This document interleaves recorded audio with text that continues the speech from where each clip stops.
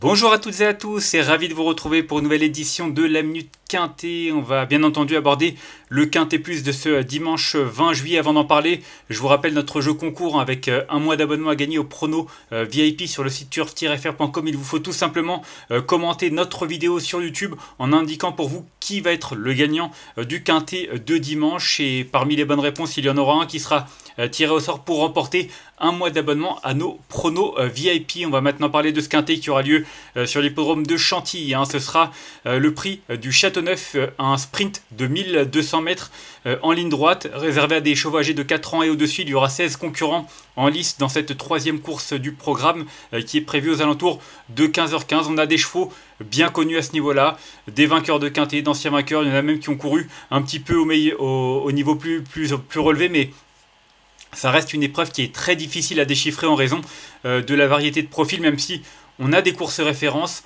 on a quand même pas mal de concurrents qui ont des profils différents dans le sens où certains ont déçu, certains sont dans une forme incertaine.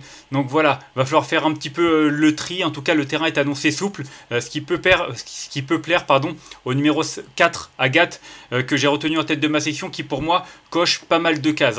C'est un cheval qui a 2 parcours dans les jambes cette année. Il arrive avec de la fraîcheur. L'an passé, il avait fait l'arrivée de Quintet lorsqu'il avait 3 ans, valeur 42,5. Là, il est désormais en 40. Il a déjà gagné en ligne droite du côté de Deauville en début de carrière sur 1400 mètres. Là, certes, c'est 1200 mètres, mais clairement, c'est un cheval qui ne va pas être dérangé par le profil de ce tracé. Donc pour moi, il a vraiment pas mal de qualités et d'arguments à faire valoir, d'autant qu'il est associé à Christiane Demuro, qui, comme je dis depuis quelques temps, est en très grande forme actuellement. Donc pour moi, c'est vraiment un lauréat en puissance et un concurrent qu'il faut suivre en confiance.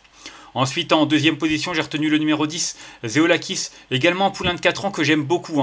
Le profil est différent. Alors, lui aussi avait montré de la qualité dans cette catégorie l'an passé, notamment à Compiègne, en faisant l'arrivée de Quintet. En valeur 38, il est désormais en 36,5.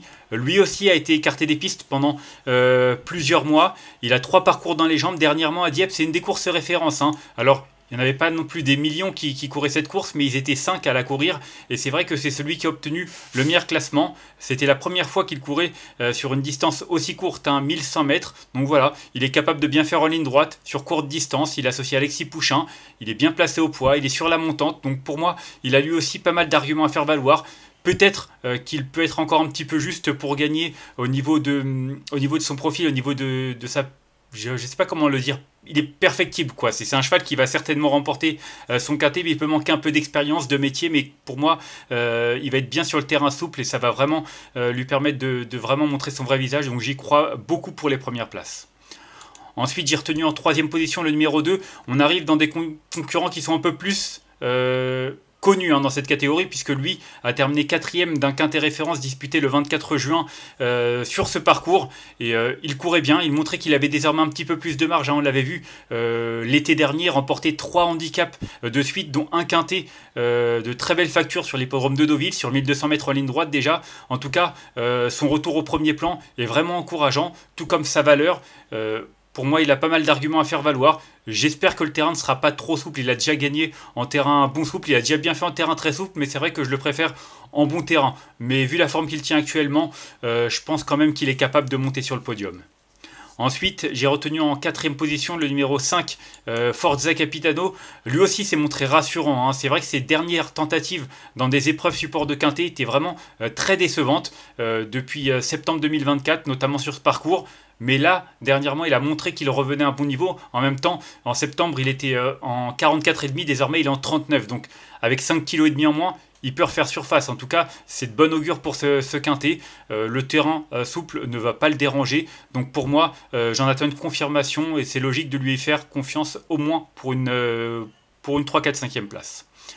Ensuite, j'ai retenu en 5e position le numéro 9, Simply Lovely, qui va tenter de repousser ses limites.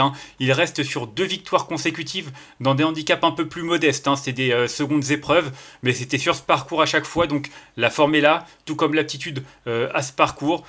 Voilà, je pense pas que le terrain souple va le rebuter. En tout cas, faudra quand même se coltiner la pénalisation au poids et surtout une opposition un petit peu plus relevée. Mais avec Mikel Barzalona, je ne serais pas étonné qu'il puisse repousser ses limites et lutter au moins pour une place.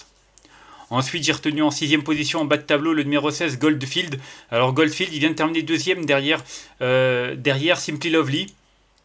Et c'est vrai que la forme est là. Alors, bien entendu, lui aussi monte de catégorie, même s'il n'a pas été pénalisé au poids. D'habitude, on le voit dans une deuxième épreuve. Et c'est vrai que là, pour son premier quintet, il aura quand même une sacrée opposition face à lui. Maintenant, je me dis qu'en bas de tableau, avec un petit poids et Diardouin, ça peut faire la différence. J'ai vraiment l'impression qu'il est un peu plus tranchant en plus depuis qu'il porte des œillères australiennes. Donc voilà, il a quand même des arguments à faire valoir. Et c'est vrai qu'avant le coup, je pense qu'il peut brouiller les cartes et afficher une petite cote à l'arrivée de ce quintet. Ensuite, en 7ème position, j'ai retenu le 13, Brother of Lilies. Alors, Brother of Lilies, des fois je prends l'abonnement, des fois je le prends pas. Là j'ai envie de le prendre l'abonnement. C'est un cheval, un coup je te vois, un coup je te vois pas. Mais quand tu le vois, en général, c'est vraiment très plaisant. C'est un super finisseur. Il l'a prouvé, que ce soit l'avant-dernière fois ou il y a de cela quelques courses du côté de Fontainebleau. Maintenant, il répète pas toutes ses courses. C'est le seul problème avec lui. Il est bien placé au poids. Clairement la compétitivité ne fait aucun doute. Maintenant il va falloir voir comment va se dérouler le parcours. Si ça va dans son sens et que ça va en sa faveur, alors là, oui, il est capable de refaire parler de lui et de prendre une belle place, peut-être même mieux. Maintenant, voilà, il faudra voir comment ça se déroule, mais clairement, en théorie, c'est une belle chance. Et enfin, en 8ème position, j'ai retenu le 14, King Grobeux, qui a été malchanceux, en dernier lieu, dans une course à Dieppe, la course référence dont je parlais, dans laquelle Zeolakis terminait 3ème. Lui, il était seulement 10ème maintenant. Il n'a jamais pu s'exprimer pour finir. Auparavant, il avait montré sa forme. Alors certes, c'était à réclamer, mais il avait également terminé 5ème d'un handicap du côté de Longchamp. C'est un cheval qui a beaucoup de vitesse. Il est bien sur 1000 mètres, bien sur 1100 mètres. Il a également déjà bien fait sur 1200 mètres. D'ailleurs, il a déjà remporté un quintet. C'était en fin de saison dernière sur l'hippodrome de Fontainebleau.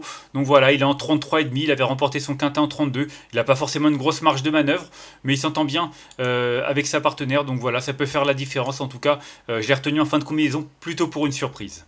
Et enfin, en cas de non partant, j'ai retenu le numéro 7, Scarface. Scarface qui fait quand même toutes ses courses en général, même si il passe au travers de temps en temps. Il est courageux, il a fait ses preuves sur ce parcours. Il avait d'ailleurs terminé 3ème d'une des courses références. C'était en milieu d'été, c'était début mai. Donc voilà, il battait Brother of Lilies notamment. C'est un cheval qui est dans sa catégorie, qui n'a pas une grosse marge de manœuvre, mais il vient de terminer 4ème de la course à Dieppe, derrière Zeolakis. Donc en théorie, ça lui laisse quand même une chance régulière, mais plutôt pour une petite place. De toute façon, la course est ouverte, on le sait, les handicaps en ligne droite en général, c'est un petit peu, il y a à boire et à manger, donc ça va être une question de parcours et de chance, mais lui fait partie des belles possibilités. On va faire un petit récapitulatif de ma sélection avec le numéro 4 que j'ai retenu devant le 10, le 2, le 5, le 9, le 16, le 13 et le 14. Et en cas de non partant, le numéro 7 en conseil de jeu. C'est vrai que le 4 pour moi, en théorie, c'est presque un soleil, à cette valeur sur un tel parcours. Avec 2 parcours dans les jambes, honnêtement, je ne serais pas étonné qu'il refasse surface de la plus belle des manières dans cette catégorie. En tout cas, c'est une première chance. Le 10, Zeolakis, pour moi, je l'ai dit, il est perfectible. Il a de l'avenir dans cette catégorie. Je pense qu'il a même un quintet de ce genre dans les pattes. À lui de le prouver, mais en tout cas, c'est à mon sens une priorité. Et puis le numéro 2, Major Hawk, qui vient de refaire parler de lui, qui est mieux placé au poids, qui est aguerri dans ce genre de compétition, qui arrive en plus dans une période de forme qui est en plein dans ses cordes. L'été, il est vraiment très bien. Donc attention, je pense qu'il devrait confirmer son retour au premier plan.